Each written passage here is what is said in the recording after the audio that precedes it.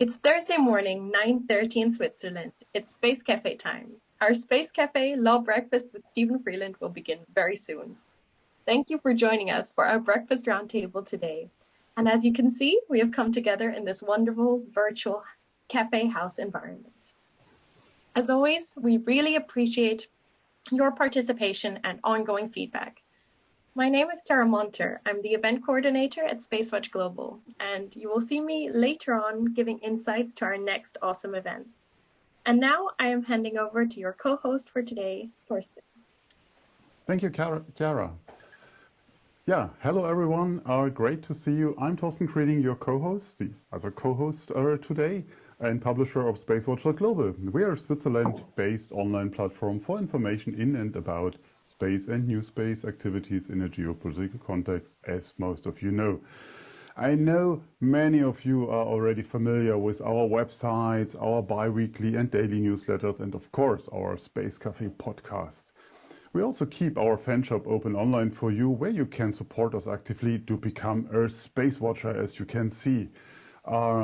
So edition 1 has these cool mugs, masks, awesome t-shirts, and a lot of cool stuff for you, for your friends and the ones you love, because we need your support. And that's the part where it's really getting serious. We need your support to keep our work alive, and we do that for you. If you've missed any of our previous web talks, we have an archive available for you on our website in the event section and on YouTube. We will host our Space Cafe Law Breakfast with Stephen Freeland live on a bi-monthly base. With that, I'm handing over to your host in Sydney today, Professor Stephen Freeland, my good friend. Stephen, the floor is yours. Thank you, Torsten. Hi, everybody from Sydney. Sadly, Sydney in lockdown.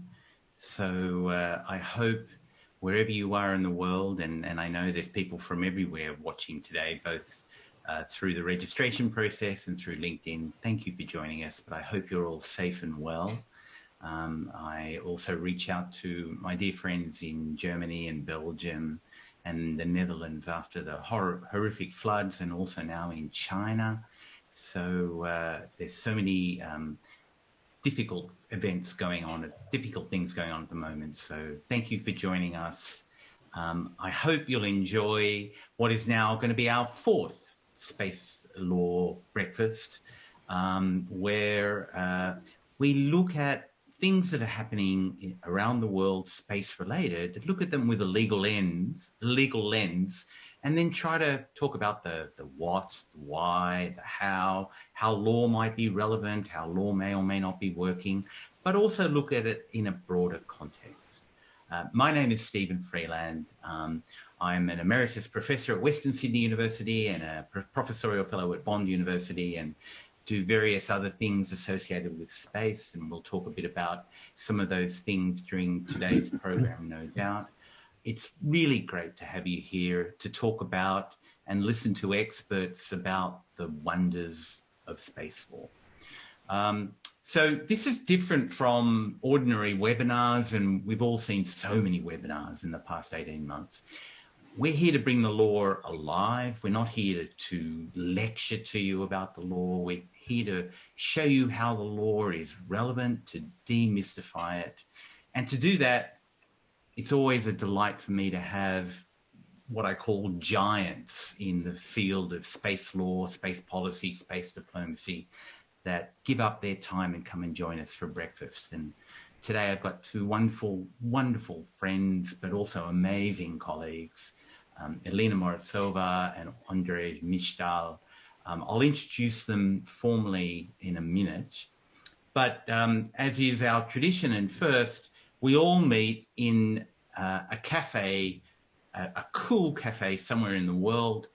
Today we're meeting in a cafe in Warsaw that Andrzej has invited us to, but sadly, as you can see, Andrzej can't be there because he's so busy he couldn't get to the cafe. So he's working from home, but we're all there. Andrzej, lovely to see you. I'll introduce you formally in a minute, but tell us, where are we? What's this cafe that we're sitting in today? I've never been. Hello, everybody. Good morning from Warsaw. I hope you are all well. Thank you, Stephen, for the introduction and for nice words in the beginning. And well, I invited you to a cafe that was recommended to me by my friends. I've never been there, and they don't know they are protagonists of today's morning session, so they will know afterwards. This is a modern cafe, as you can see, and I think it is preferred for the good atmosphere you can cherish inside. And I think it is a good atmosphere to work, to sit, to have coffee, to have your breakfast. It's located in the central part of Warsaw. The history is not long. It's the beginning of the years 2000. So it was designed in a modern way.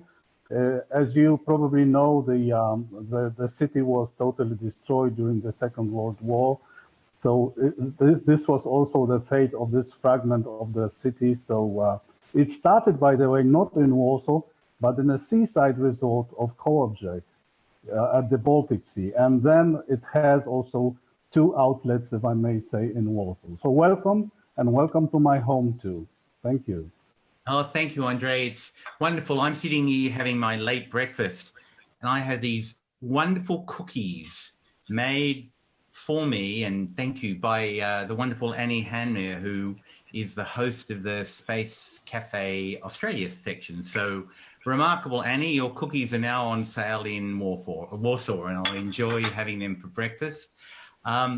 Let's get started. Let's delve into the wonders of space law.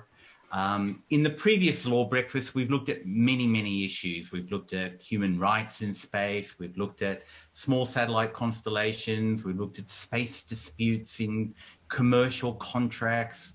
We've looked at a whole range of other issues as well. Today, we want to focus on human spaceflight.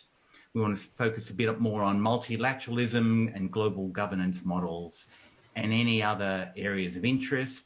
We encourage, as our hosts have said, we encourage you to put your questions in the Q&A. We've set aside time to answer some of those questions because space has got so much going for it. It's so multifaceted. It's strategic, it's commercial, it's scientific, it's cultural, it's political. It's so many things. And so give us your questions and we'll see what we can do to answer them. Let me introduce my amazing guest today. It's just lovely to have you here, Elina and Andrzej. Firstly, Elina Morozova. Hi, Elina. Thanks for coming. Elina is Executive Director at Intersputnik, which is the Intersputnik International Organization of Space Communications, which is an intergovernmental satellite telecommunication organization headquartered in Moscow. At Intersputnik, she's responsible for relations with the member states, and I'll talk a bit more about the diversity of those member states later on, and the UN system, including the Committee on the Peaceful Uses of Outer Space and the ITU, the International Telecommunication Union. She manages the international and legal services for Intersputnik, and apart from all of that, she's engaged in academic research. She teaches international space and telecommunications law at the Faculty of Law at St. Petersburg University, and she's a fellow board member of mine on the International Institute of Space Law. Elina, thank you for joining us. It's lovely to see you.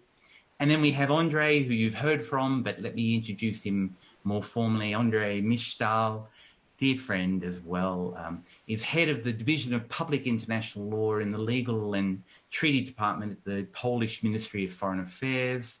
He's previously the director of the Legal and Treaty Department and the legal advisor of Poland to the United Nations and representative of Poland in the 6th Committee of the United Nations General Assembly.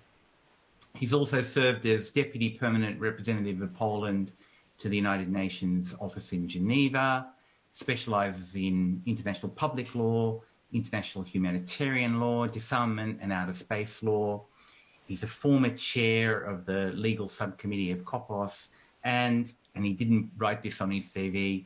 I'm honored to say together we are co-chairs of a recently established working group by a legal subcommittee looking at the exploration, exploitation and utilization of space resources. So I work very closely with Andrzej, and he's a gold mine of information. He's so wise, but he's also a delightful person to work with. So Elina and Andrzej, thank you. Welcome.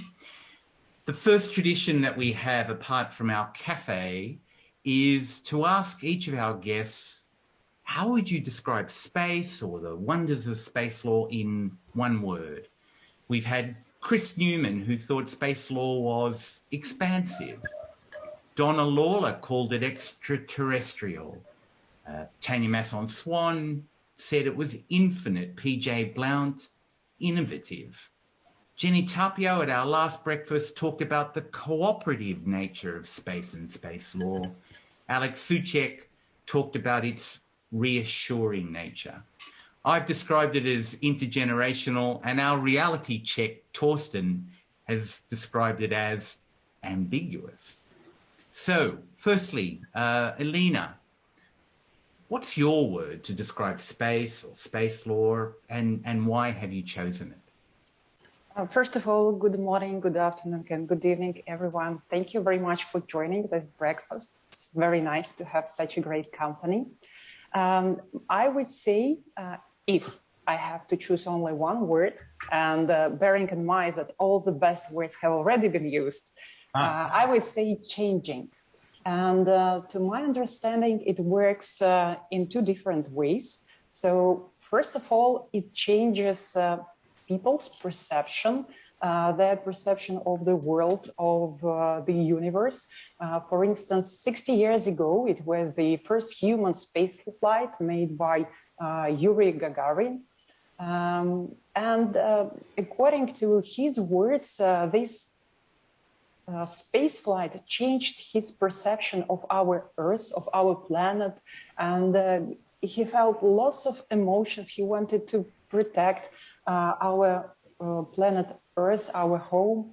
And 60 years have passed, and earlier this month there were some more space flights by Virgin Galactic and Blue Origin, and people who traveled to space were quite, I would say, experienced in different entertainments, but they were very much enthusiastic about what they've seen. So the level of their emotions also have been changed by just touching space. Of course, it's just a few examples, and more generally, we all know perfectly how space changes our day-to-day lives. And on the other hand, space is also changing in our eyes and in our minds. For instance, centuries ago, people saw the skies and were thinking about gods or high powers. Then, you know, in the last century, space was considered as the best place for science fiction blockbuster with Little Green Man. And today we see space as something very practical. We are concerned about physical collocation of our satellites, how to ensure sustainable use of space for the current and the future generations. So I would say that the word is indeed changing. And on a more personal level, I must admit that space, actually space law, which regulates space, have changed a lot in my life. You know, when one event just pulls the other one and so on and so forth. And I would say that many of my life today is as such thanks to space and space law. For instance, I'm happy to know all of you, all of our audience, so many nice people working in this very enthusiastic field. Oh, thank you, Elina. And I love that. I love the way you talk about the interchangeability, about how we change space and constantly doing things, but how space changes us as well. And I think, you know, that's a lovely message. Thank you. So, Andrzej, your word, how would you describe space and space law? What a relief that nobody took my word before. But well, good considerations. I think all of this is justified well. And my word, and you know me, Stephen, very well, is order. like there is a big order in the outer space, which is ruled by some, natural forces and so on. There is also big order in space law, being, of course, space law part of the international legal order itself. But the space law represents itself a specific order. Maybe it is not a sophisticated choice to share with you, but when I think about the outer space as order, I mean the specific, very specific system of norms, principles, practices, guidelines that is so unique, and it is trying to codify and develop, build upon and catch up with the development, solid, evolving, but without any dramatic changes, and with the peaceful purposes. So how does it sound? I hope it's okay with you. I think that makes a lot of sense. And, we hear so much about what's going wrong with space, but space has actually worked, hasn't it, for the last 60 years, by and large, notwithstanding all the challenges. And that is, I think, I agree with you, its ability to change and how we modify, but also the order that it has, the structure that it has, and the principles. Yeah, I think, thank you. That both those words go into our archive, but I think they're both really appropriate. So with that in mind, let's move on. We're going to talk about multilateralism. How does it work? How does it operate? We're going to talk about governance models. But the first thing we should talk about is probably what's been in the news in the last few days more than anything, and Elina already talked about it. In the last few days, we've seen high space adventures. Well, is it space? But high altitude adventures by high profile entrepreneurs, Jeff Bezos and Sir Richard Branson. It seems perhaps from what we hear that the idea of a viable commercial human spaceflight industry is still high on the agenda and is a possibility. And of course, as Elina said, it's particularly fitting that we're talking about this now. This is the 60th anniversary of Yuri Gagarin's voyage into space as the first human to orbit the Earth. But what does it all mean? Elina, do you think that commercial spaceflight, human spaceflight, space tourism, if you like, can become a viable business proposition? And in that regard, where does space law fit in? How will it change? How does it fit into this possible industry? Elina, what do you think? I will start with reminding you about another great anniversary, which is actually today. So 22nd July of 1951, it was the day when the first animals reached the space, the so-called space. They were not Belka and Strelka. Belka and Strelka made a first orbital journey, but these were Bezik and Tsigan. Also Soviet dogs, we just jumped to the space in a capsule. So they were first tourists reaching space, and it was 70 years ago. And, it was free of charge, by the way. And today, as you have mentioned, we have an emerging space industry, space tourism. And as we can see from the recent examples, once again, Virgin Galactic, which used their suborbital flight to reach the level of high altitude of space. We will talk about it a bit later. It was something about 86 kilometers above the Earth. And about a week later, Blue Origin, they made a horizontal flight. So people were sitting on the top of the rocket in a capsule, and they reached the altitude of about 100 kilometers above the Earth's surface. So, and if we would like to connect these news items with space law, first, whether it was a space flight. So, for sure that there have been talks for decades whether this Kármán line, the so-called Kármán line of 100 kilometers, can be the level where space starts. we can say that these people were space tourists or not, but we will waiting for another great event later this year. SpaceX will also provide a service for entertainment for their tourists. But what is different if we compare with Virgin Galactic and Blue Origin, SpaceX is going to provide a truly orbital flight for their tourists. So they will make several circuits around the Earth. So it is the main difference between these two entertainment avenues.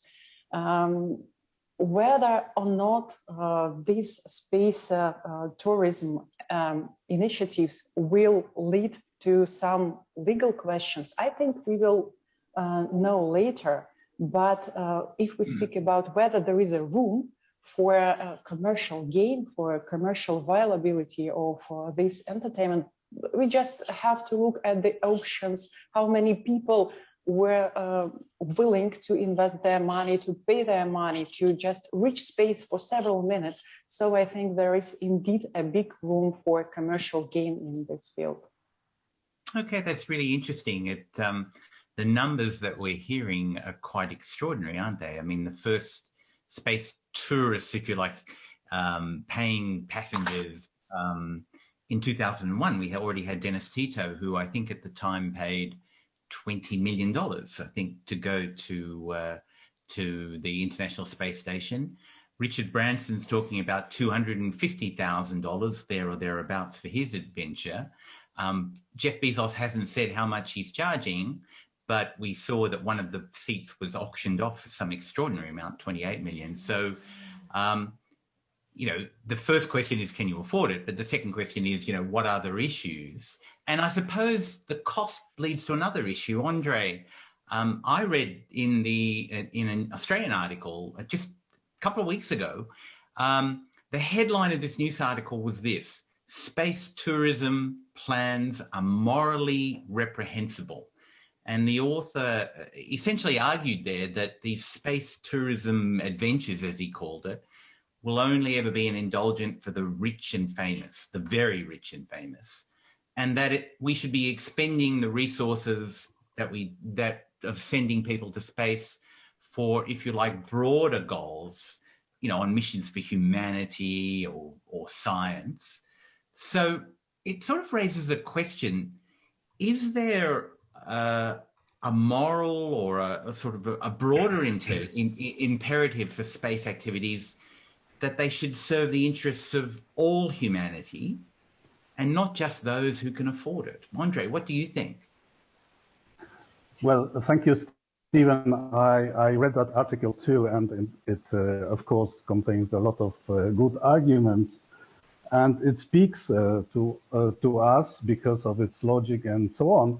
But you know, for me, well, I have an initial problem. It's very difficult for me to judge from the moral point of view this phenomenon, taking into account especially that morality and space exploration are not going hand in hand well.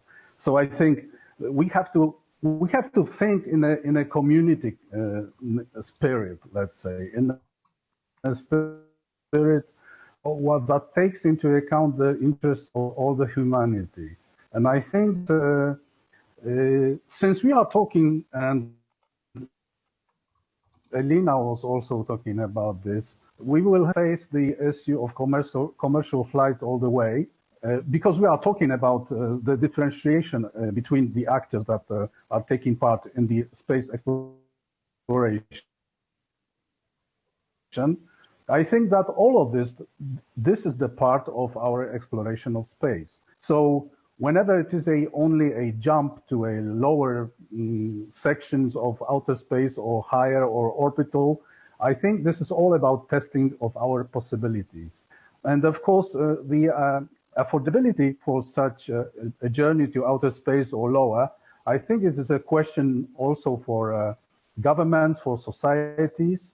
And well, we've heard a lot of questions about the cost of space exploration in the past.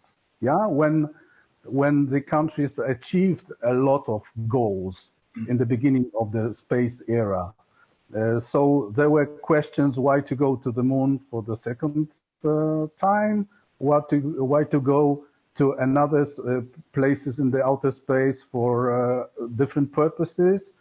Do we have any money? Do we have the mandate from our taxpayers to spend this money for such purposes, and so on?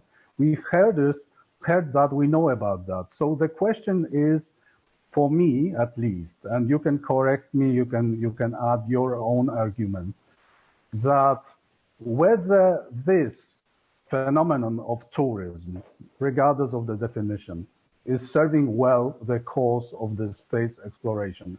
Because there are a lot of voices that say we don't have money, or the money is, well, we've heard also some interviews lately.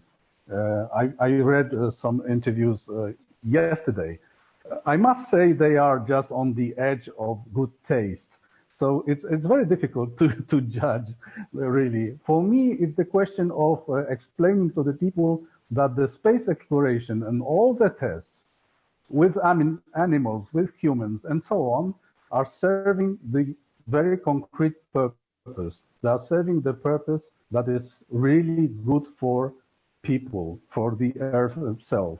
I just urge you to look at the United Nations Office for Outer Space Affairs. There is a special part saying about the space and sustainability goals. I think it's very important to realize that whether the beginning of the space exploration was for political or military purposes or not, or it was just a rivalry, I think that the benefits are very tangible, and what we get from the space exploration, regardless of the motivations of anyone, I think is getting to every man, every woman down on the Earth, and that should be explained more to the societies. Thank you. Thank you. No, I agree completely. So Elina, I suspect you agree with us as well. You know, is there a moral compass for us here? I don't mean a legal compass, although of course there are laws, and law should reflect responsible behavior. We understand that. But do you think there's more to it than just law? Is there a moral compass, an ethical compass to some of these activities? Should we prioritize? What do you think, Elina? First, I fully agree that there are always two sides of one coin, and all these activities which are done partially for entertainment may serve very good purposes for the humanity. For instance, later this year, I hope there will be a journey to the International Space Station by a Russian actress, Julia Peresild, to record a movie. And there were also some comments according to which it is not how the International Space Station should be used. It is a kind of a waste of money and so on and so forth.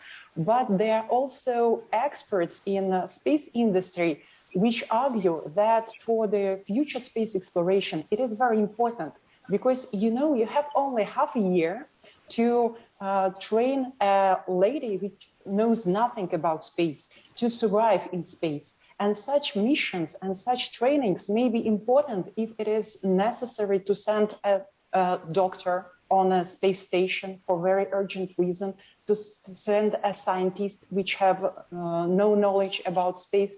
So this training is also important. And it is not only for testing and developing our technologies, it is also for promoting space, for promoting science. You will never get investments in space industry if it is something unnecessary or unpopular. And even these recent space flights, they just boomed exchange market. Of course, we speak about commercial capital, but we clearly see the interest from the very wide audience to space, and I think it is a good thing. Speaking about moral compass, we all are humans, and we are not just artificial intelligence, of course, we cannot apply laws or draft laws without investing some kind of morality. But I would think, about another moral aspect. We know that space is very much related to highest risk. It is unpredictable. For instance, in my field, in satellite communications, no satellite operator will ever take full liability for the service that they render, because we cannot guarantee that everything in space will work properly.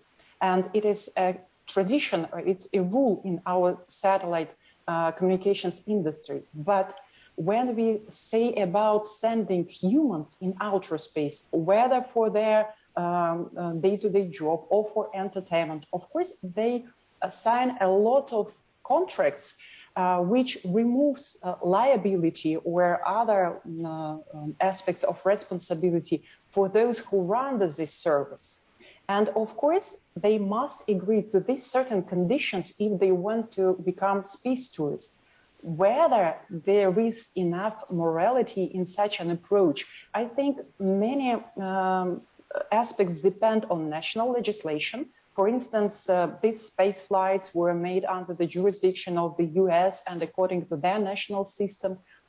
In Russia, consumers are very much protected by the state. For instance, there are some rules. You cannot draft anything and, for instance, withdraw your right to sue in a court because you are a consumer. It is your inherent right. And I think that this national legislation, which in one way may be considered more moral or not, can either promote developing space tourism or make a kind of a barrier for this space tourism activity to be developed in this particular state. If, for instance, the legal formalities or a legal liability and responsibility will be very high. But making it brief and to withdraw from the lecture, I think that, of course, there will always be some kind of moral judgment because we are humans, just because of that. Thank you. Thank you. I agree with both of you.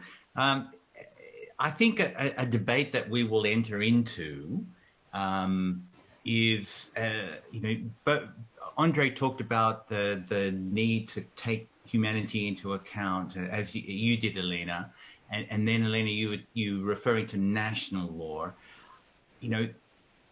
We will get to the point where even if something is lawful in accordance with the relevant national legislation in terms of the authorization and all of that, at some point, it may still not be for the benefit, or it may be detrimental to the benefit of the global thoughts about what space is. And, I can see down the track that more and more national regulators will need to take a global compass in their thinking, even if they apply the national laws. And I think that's something that national regulators in any field, not just space, are not very good at doing, because obviously they apply the national law as it is. But if, in a different way, if one country regulator approves, 500,000 small satellites to go up in the next 10 minutes, and that's lawful in that national law, is that something, should they take into account the broader global perceptions about what that may or may not do in terms of consequences? I think this is a discussion for another day, but thank you both. You've raised it. Let me turn to Torsten, our resident dear friend, and I always call you the reality check, Torsten. It's a positive, not a negative. So we've heard about the possibilities that this inspires us. We learn great skills. Is space tourism something that inspires you, even though certainly in the short to medium term, only a very few number of people will be in a position to take such a ride? What do you think, Torsten? How do you feel about this, having seen all the publicity that we've seen in the last 10 days or so? I'm happy that you didn't call me the German in the room. So, but I really supported Andrzej's chosen word. So, but I don't go into further details here. But to your question, does it inspire me? Yes and no. But it's more on the no side. I mean, I'm a space geek and doing that for quite some years. But an astronaut, for me, in his outreach, is an envoy of humanity, as it's called. Cosmonauts are heroes of the Soviet Union or Russia now. Also, they achieve something. If somebody goes for 3 minutes into weightlessness or above 100 kilometers, I have my personal, a different opinion on that. And how much does it inspire? We see at the moment a number of discussions going on on social media, really to an extent where I say, wow, stay away from it. And it's polarizing, definitely. But what is the value? And I'm not talking about the legal aspects. You guys are much better on that than I. I think it doesn't serve the purpose for good. I mean, it's part of our development, sure. And yes, when we talk about spacefaring civilization, we need normal people on board, no doubt. I mean, you don't want to have a settlement of just scientists at the end. Yeah. I mean, it's a discussion, why do we need artists and other people? Yes, I go for it. No doubt, we need this plurality. But at the moment, what we see are not normal people per se. I mean, physically, yes, of course. But these are billionaires or friends of billionaires, or they board in. I mean, 28 million for a 3-minute or for a 10-minute flight, honestly, and then give it to your son or so. Nice gesture. But I mean, I'm not personally. I don't know so many people that can do that to give it to their kids. I mean, most people I know, they are hard to survive or on a day-by-day basis or then find their way around. So I think we see definitely this playground of a very small elite. Is that something that inspires at the end? Not me. Maybe there are others, no doubt, but not me. And I also don't need a Ferrari or any other of these big Porsche cars, or just to be clear on that. Absolutely. I see one of our chat things, Andrew. Hi, Andrew in South Australia says, do we want Big Brother in space? Well, everybody might recall, although it's now gone by the wayside, the Mars One program of a few years ago that promoted this idea of sending, I think it was initially 20, but maybe a few more people one way to Mars. And they went through this incredible process. Many people applied and they whittled it down to, I think, 1,000 people.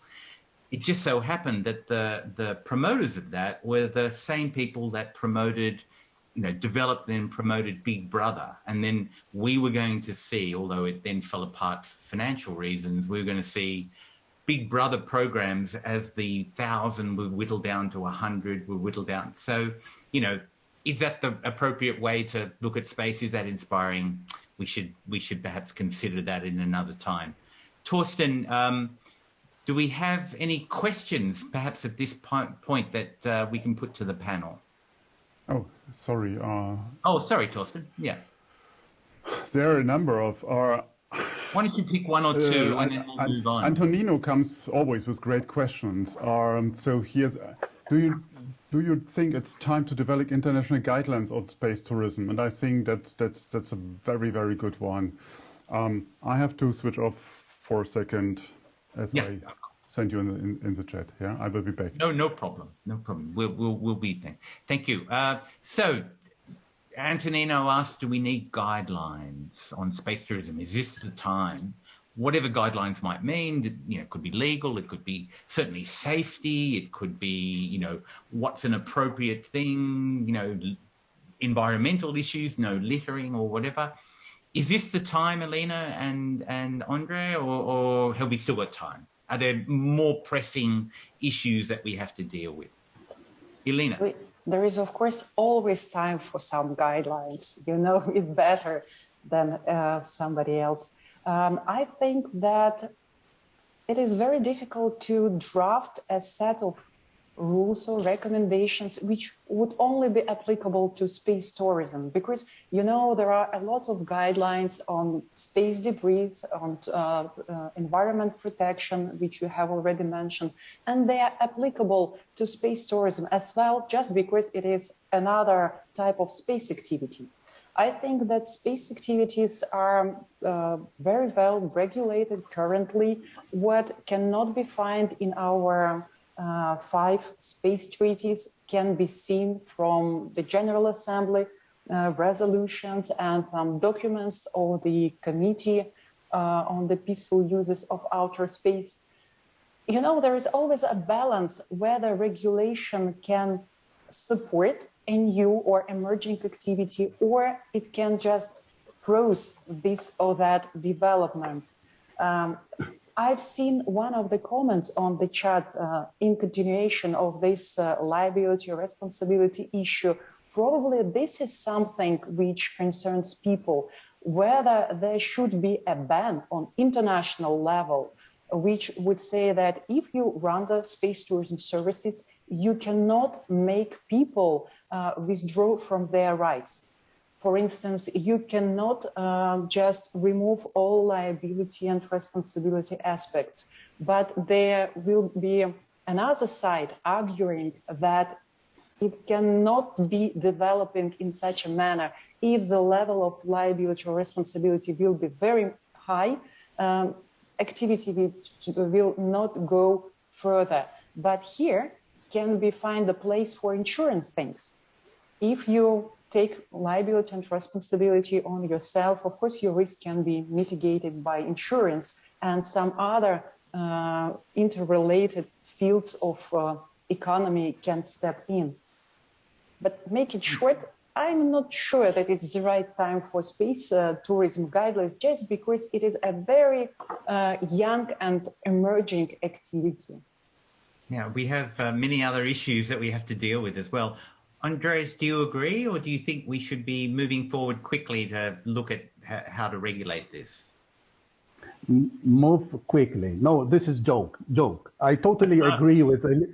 I totally agree with Elina. I think, like she thinks, that the tourism, let's say, is part of space operations and it's connected. When you have tourists coming to a specific area with their means, using the crossing points they wish to use, this is a different story. And when you have the only possibility to be brought to the outer space by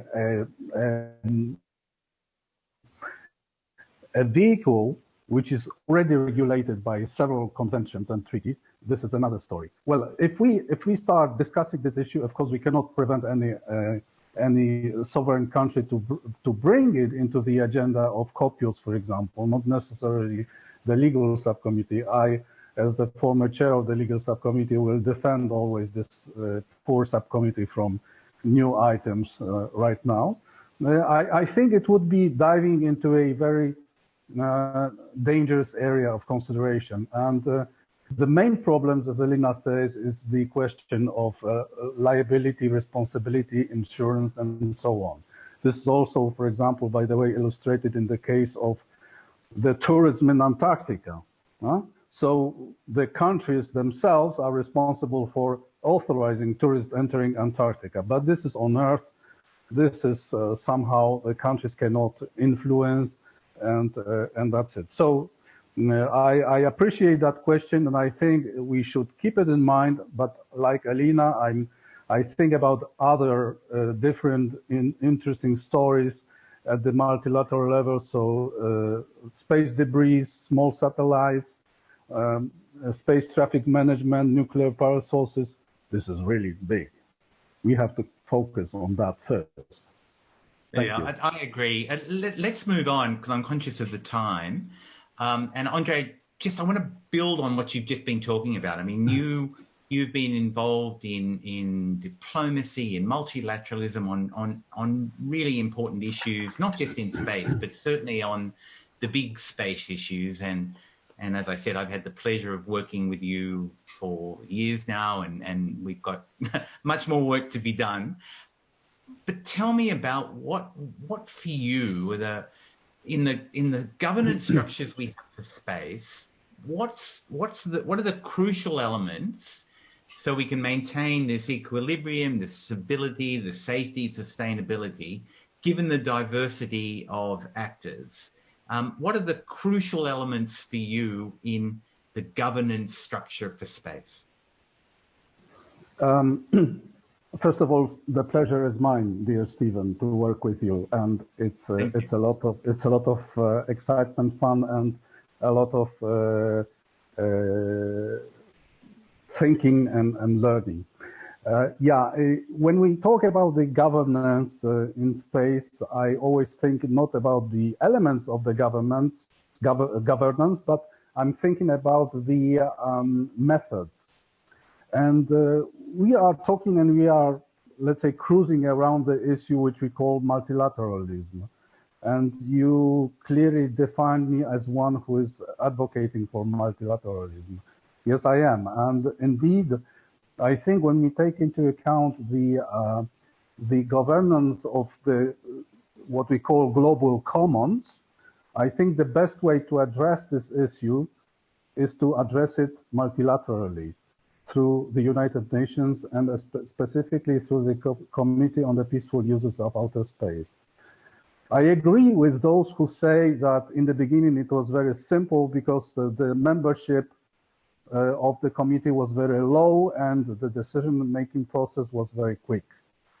Well, maybe this is not the full story about that situation because we had the competition between two major spacefaring nations, two only spacefaring nations. And even that, they were able to find good solutions which are applicable right now.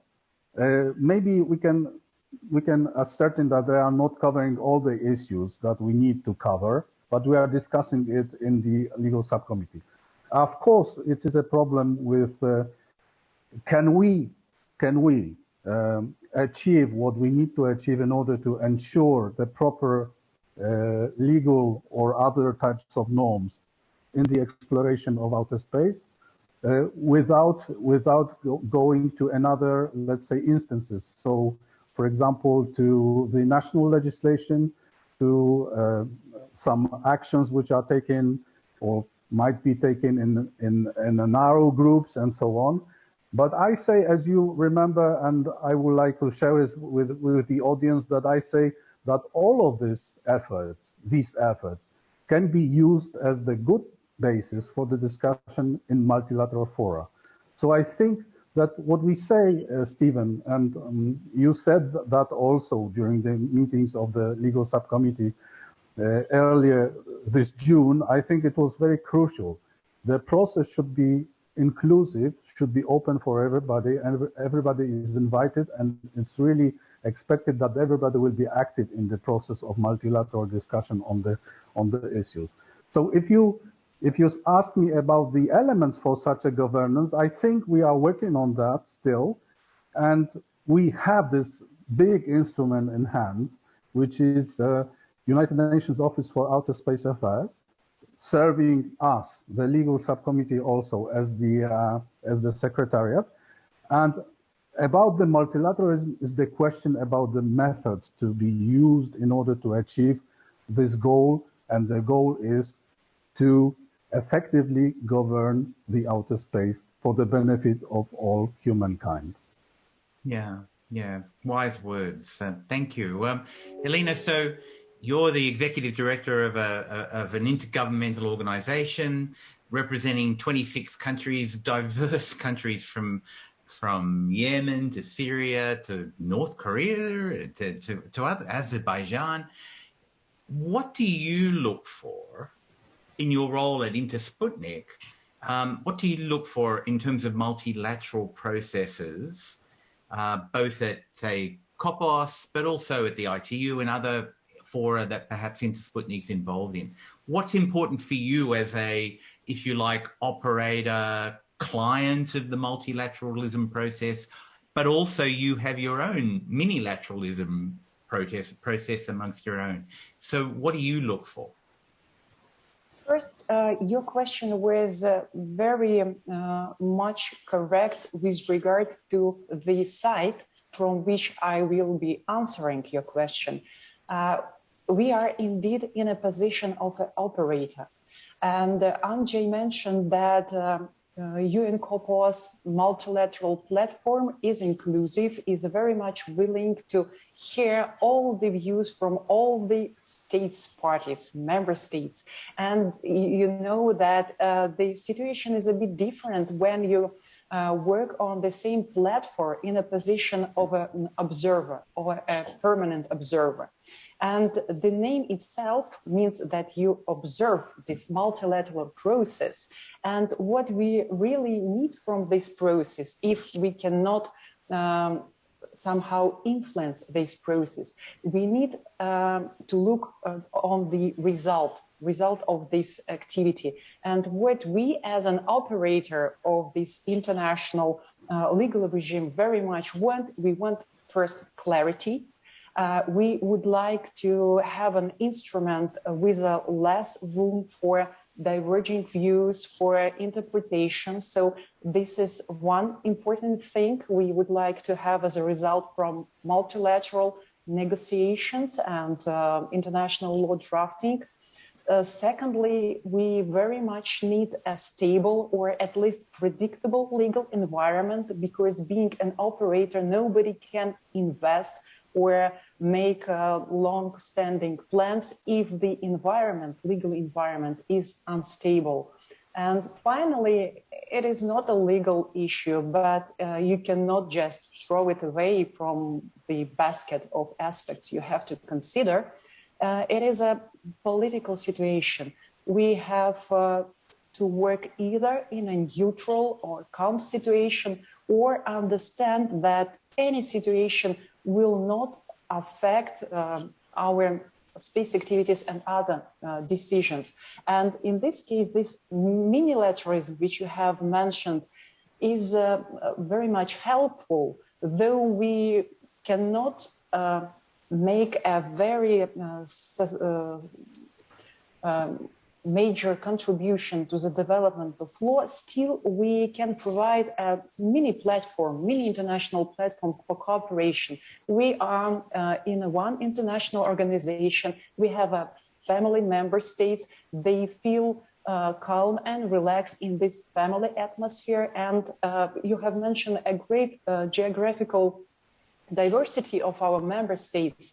They know that at least they can share their views, they can share their experience, they can share best practices, and some other states can just pick up their own best picture, but in our narrow field of competence. We are established only for the cooperation in the field of satellite communication. We can help states to exchange information and their experience, how to build their national satellite system. It is a very narrow activity, but it is helpful in a bigger dialogue of that same states, of that same participants, which can indeed affect the global legal governance regime.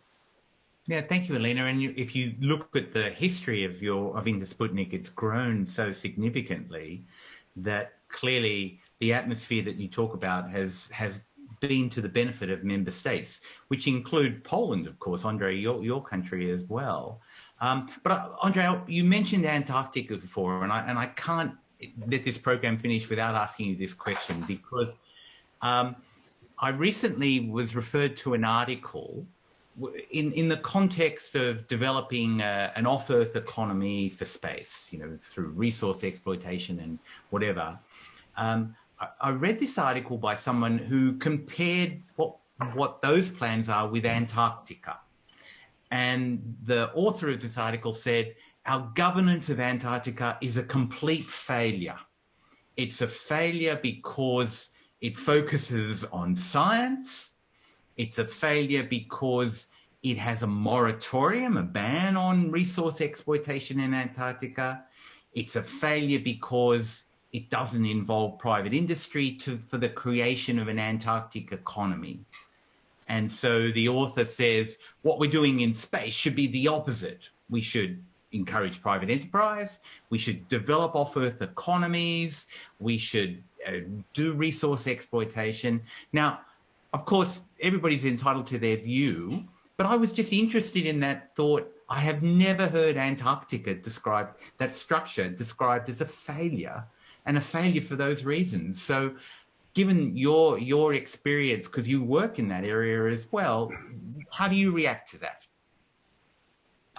Well, to the contrary, of course, it is not a failure. And I understand you also speak in the position of one of the countries that feel themselves hosts in Antarctica, having this territory included in your administration. So no, to the contrary, it is one of the best examples of excellent cooperation of states. From the beginning, it was the idea to preserve Antarctica as the natural resource without the possibility of resources extraction and so on. Antarctica demonstrated how ambitions of individual legal position of states can be halted, can be subjected to the interests of the community as a whole. And these common interests have indeed the priority over them.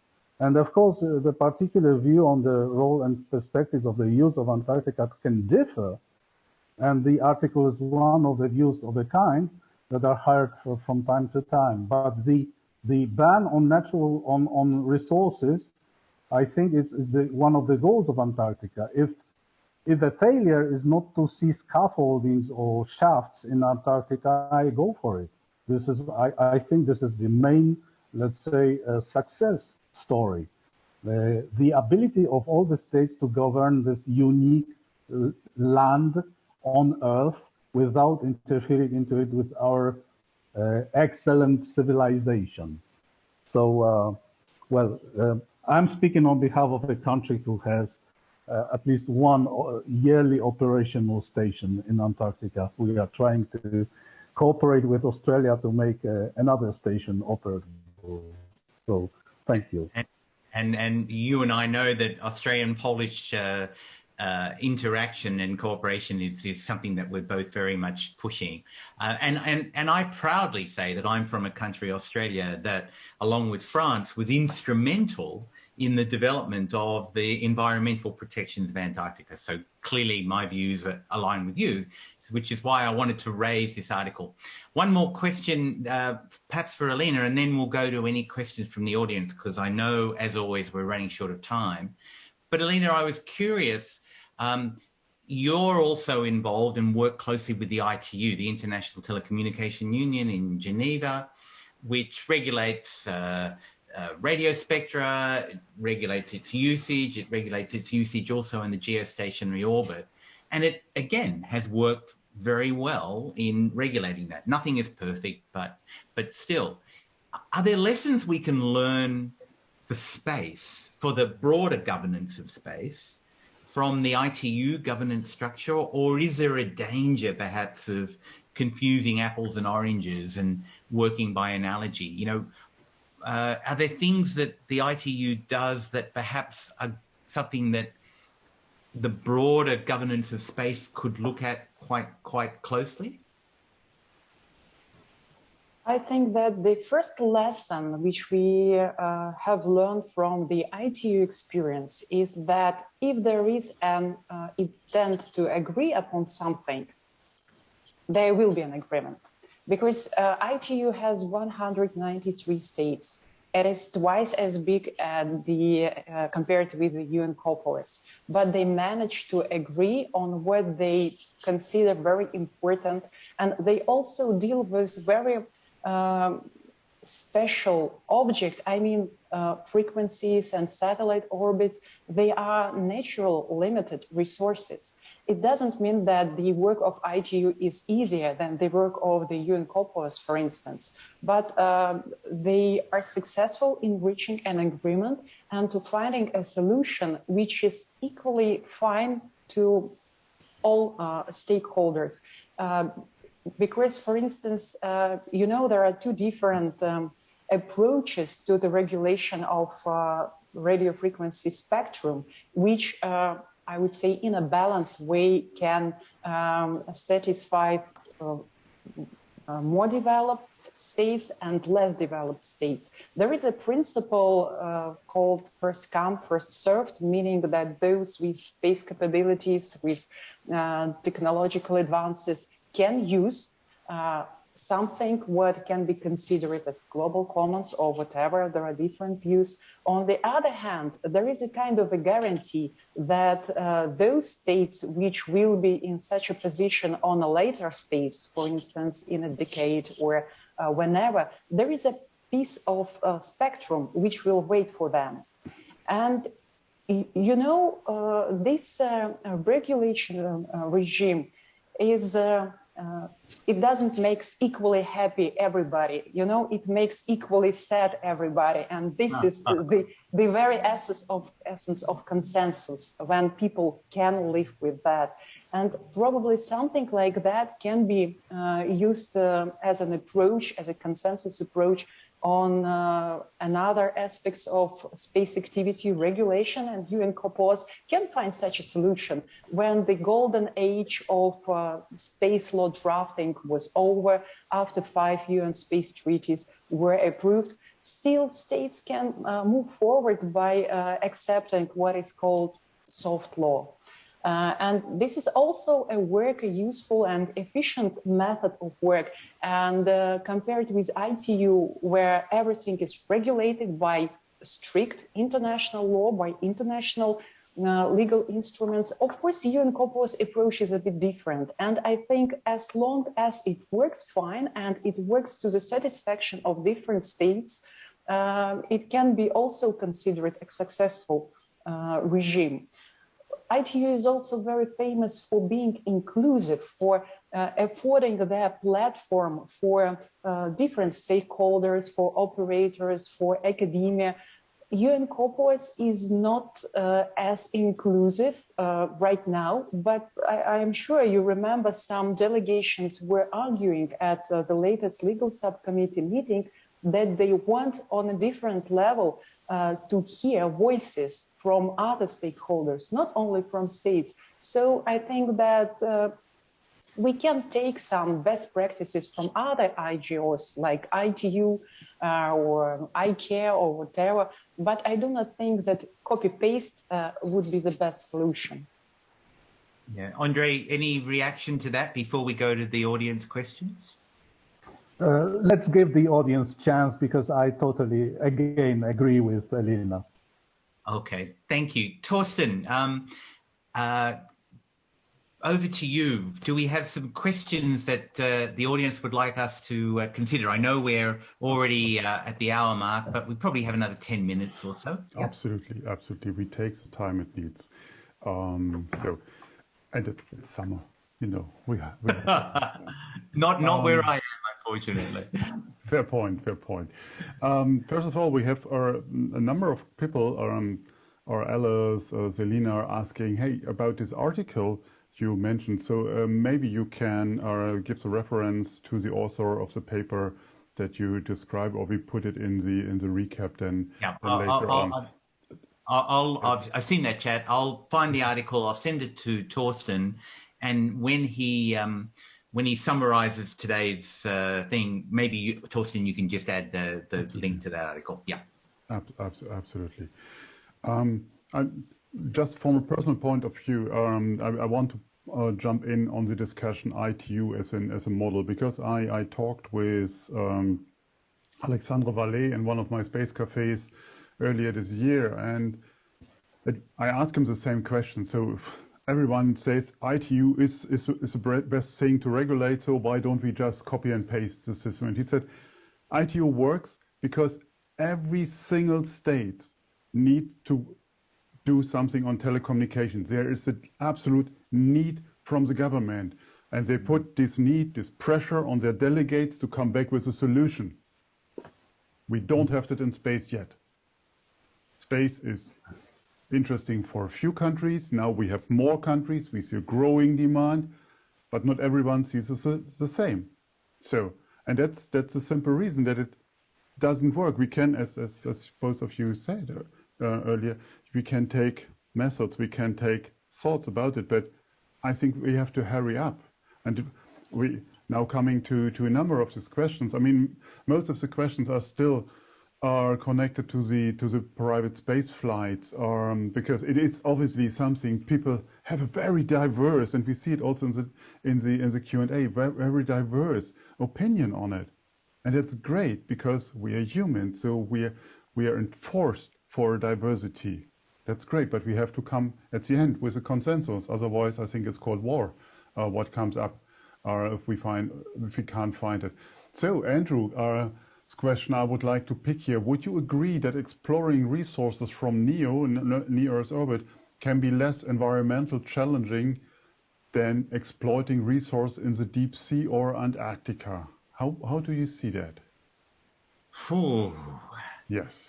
That's a tough question, and I'm so privileged to just ask this question. You're just being the moderator. Andrzej and I have to, obviously because of our role at the UN, we probably don't want to say too much, but I can say part of the role of the working group that Andrzej and I have the honor of working in will be to find out information.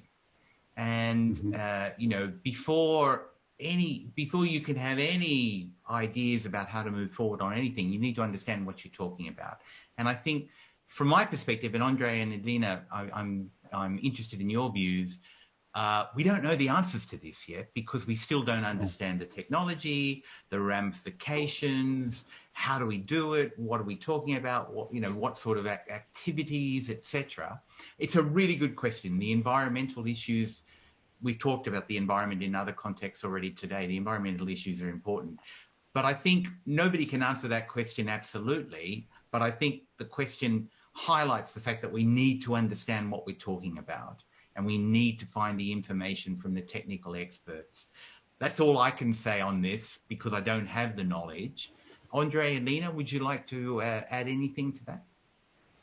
If I may, I think the ability of us lawyers is to deal with the phenomena, legal phenomena, in total abstraction sometimes, in total, let's say, difference with other questions. But the first question that comes to my mind is, okay, maybe the extraction of resources in the outer space is cleaner for the Earth, but what happens in the relation with the outer space? We are used to think in such an anthropocentric, if I may say, manner, not to think about what is out there. And I'm not saying that the aliens will claim against us a liability on the, the pollution of the space environment, but I'm just thinking how the environment outside can influence back the Earth. And for example, in case of the Arctic region, we have the saying that what happens in the Arctic doesn't stay in the Arctic. It has the influence of other regions of Europe, of Asia, of North America. And what we do in these regions is influencing the Arctic also. So we cannot just say, yeah, it will be safe, it will be nice, it will be cleaner to extract resources in the outer space. I don't think it's the good, although I understand the reasons behind the question, I cannot share such simple approach to that, of course. And yes, we have to weigh a little bit. And like you say, Stephen, we have to take into account all the possibilities and whether it is feasible at all or not. We will hear hopefully from the experts on that. But I think extraction in outer space means higher costs, higher risks, and so on. So there will be a lot of questions that will come from this enterprise. Yeah, thank you, Andrzej. Elina, do you have any thoughts on this? First, I think that we should be reminded of something very specific about space. It is the physics of space. When something happens on the Earth, with those protected regions like Antarctic, Arctica, of course, the consequences may be absolutely negative and affect not only one region, but interrelated regions. But when we speak about space, and why people argue that we can only have a multilateral approach for the global benefit, it is the way how anything in space is orbiting. It cannot be a problem of a single state or a specific region, because what is happening in space is orbiting equally around the whole planet. That's why, of course, any issue which can be very much important on the Earth is twice as important in space. And speaking about the near Earth orbit, we have also to remember that it is a kind of a gate to the deep space. If we make it impossible to penetrate to deep space area because something is wrong in our near Earth space, near Earth orbits, it will be, of course, a disaster. No space tourism, of course, no science missions, nothing. That's why I think that the price, the value of risk and each decision taken is very high. Yeah, and we all know the issue of space debris is now front and center as probably the greatest challenge to the ongoing sustainability of space. And notwithstanding the law and the soft law you referred to, Elina, we really need to have a change of mindset in the way we move forward on that. So it's a really good question. Thank you for raising it. Torsten, do we have time for one more? I mean, you're in charge of the timing here.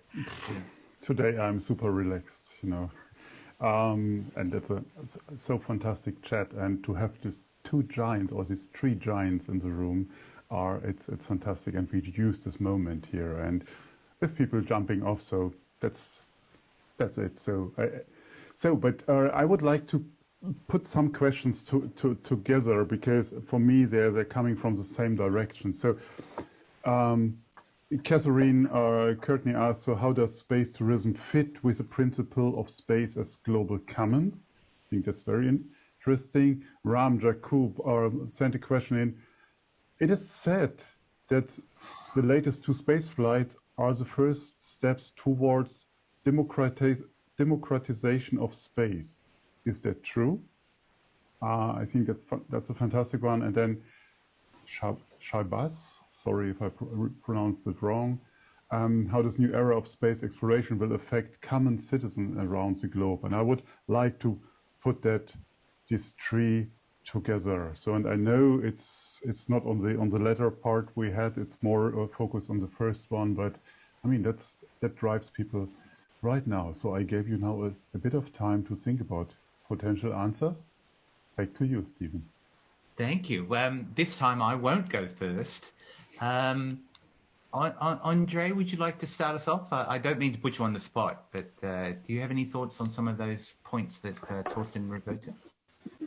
I think the first question was about the global governance of the outer space and the tourism itself.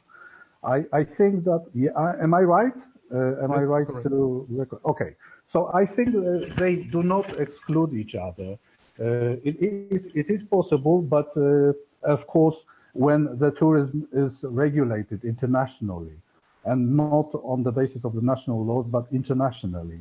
So this is the case I was very quickly describing in case of Antarctica. When, for example, from our national point of view, we are responsible for our own citizens who are exploring Antarctica on a daily basis, and they do different things. All of them very exciting sports they have done there. And we prepared a questionnaire, which is now, I think, combining 45 questions to all the citizens that want to make, for example, yacht journeys or journeys through the Antarctic continent and so on. So they have to assure that they are responsible people, that they have insured everything and so on. So I think It is possible, but when we are a little bit more mature in terms of governing the outer space. I mean, we are on a good road right now, but we have to come to terms with the registration, with the introduction of our domestic law, for example, in Poland, concerning the space activities. We are working still on that, and so on. And then we will come to the regulation of tourism, if necessary, when necessary. For me, this is the phase when space tourism means the operation, means the exploration, whatever we might think about it, and I think that this is only the beginning. Thank you. I don't leave you off the hook here. There's just a yes/no answer for Ram's question in the room. And I repeat this question. It is said that the latest 2 space flights are the first steps toward democratization of space. Is that true from your point of view? Not yet. Thank you. No, simply no. In order to be democratic, it has to be open for everybody, if you want the justification. Thank you, Andrzej. Absolutely. Elina, last words. Back to Professor Jahu's question. I think that it cannot be called in such a word like democratization. Of course, it means that some new opportunities and some new legal aspects arise, but still being space activity, these space flights or high altitude flights, whatever, are regulated by the state, by the US.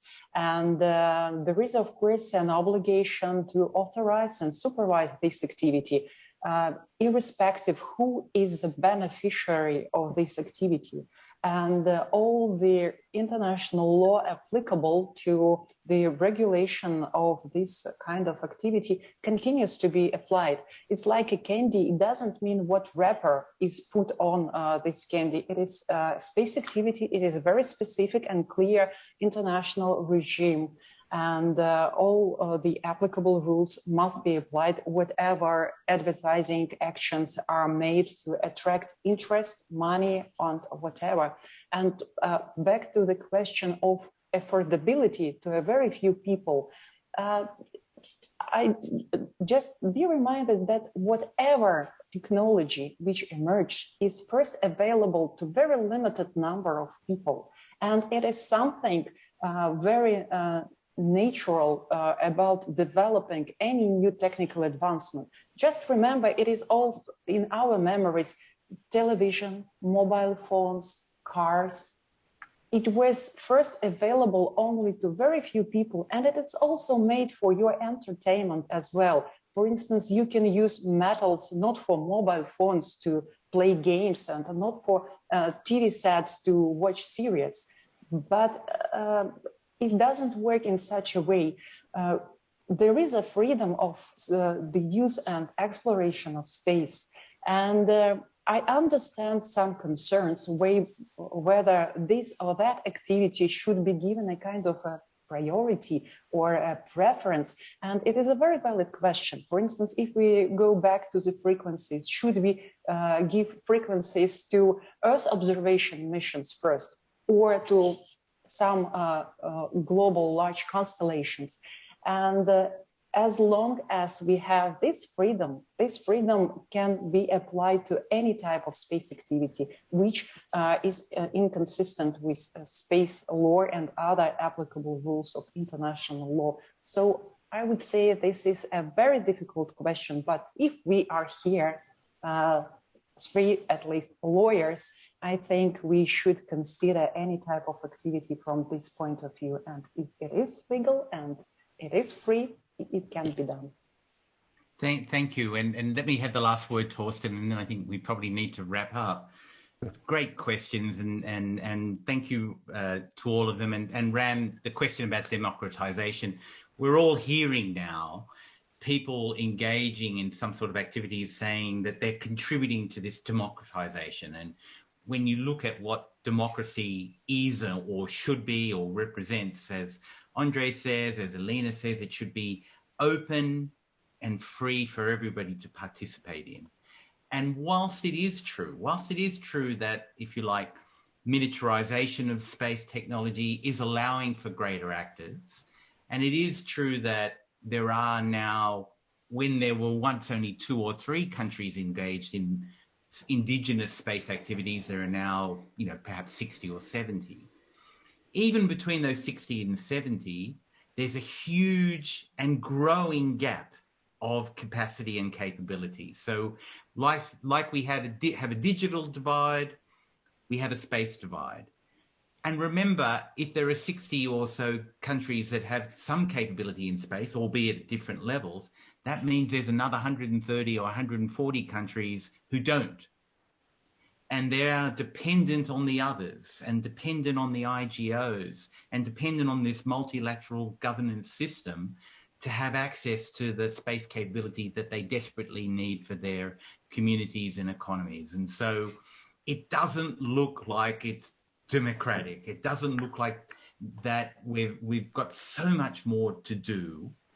And when we focus on what 1 or 2 or 3 rich individuals do, albeit their technology is wonderful and you have to congratulate what they've achieved, but if you look at, and focus on, well, these people who say they want to colonize Mars, or they want to, whatever it is, doesn't to me yet sound like it's a move to pure democracy, whatever pure democracy might be. So, it's used as a moniker to market something. But I think when you, as Elina and Andrzej so insightfully say, when you dig down and look, it's not that. It's not that yet. It may become that, but I think we have a long way to go. So with that, Torsten, I think we've gone way over time. I thank you to all those people who are still with us, but I think I'll hand it to you to wrap up. But thank you, and it's been a great show. Yeah, wonderful. From the production team, which are waving their red flags already, we got our now, yes, thanks for the slide. So please, for all of you that got inspired today, I think we all have been, the next show, save the date. So it will be Thursday again. It will be 9:30 a.m. and it's still summertime here in Europe. It's the 23rd of September. We will have 2 fantastic other guests, and this will be Setsuko Aoki.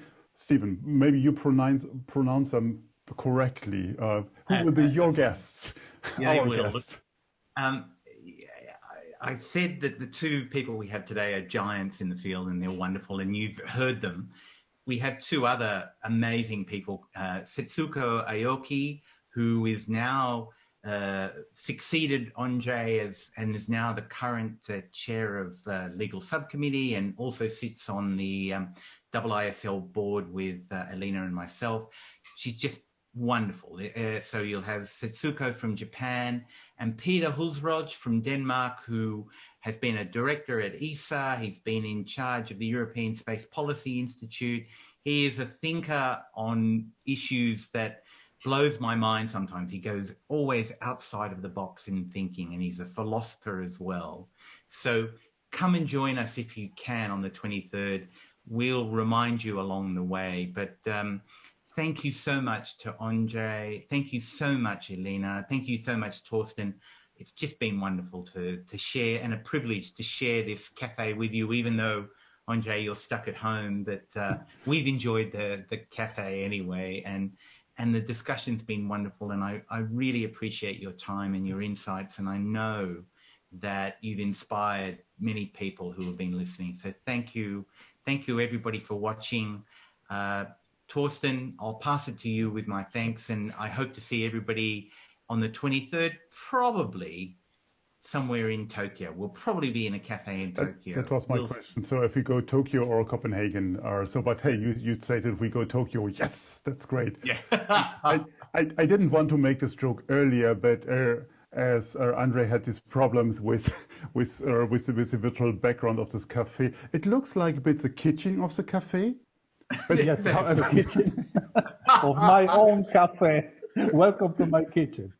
That was the program. That was the program on cooking.